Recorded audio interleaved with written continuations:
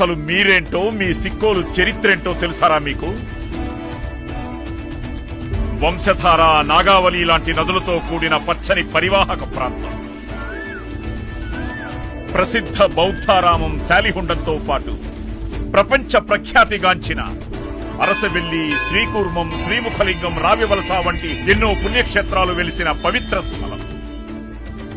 సుదూర సముద్ర తీరంతో ప్రకృతి రమణీయతను సంతరించుకున్న అందాల హరివిల్లురా మన శ్రీకాకుళం.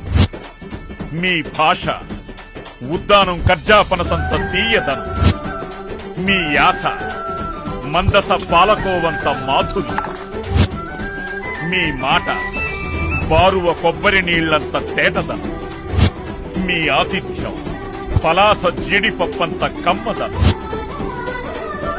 మీ స్నేహం పొందూరు ఖాదీ అంత చక్కదనం, మీ సంకల్పం టెక్కలి గ్రానైట్ లాంటి దృఢత్వం. సిక్కోలు వాసులంటే నమ్మకానికి అమ్మలాంటి వారు, విశ్వాసానికి నాన్నలాంటి వారు. అందుకే ప్రతివారు మిమ్మల్ని విశ్వసిస్తారు. ప్రపంచంలో ప్రతి చోట మీరుంటారు.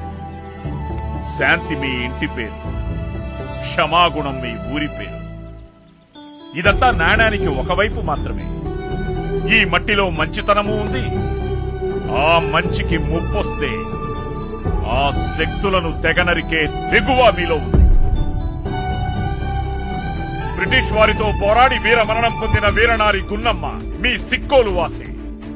భారతదేశం గర్వించదగ్గ పేదింటి క్రీడా కుసుమాలు కరణం మల్లీశ్వరి, పూజారి శైలజ ఈ ఆడపడుచు.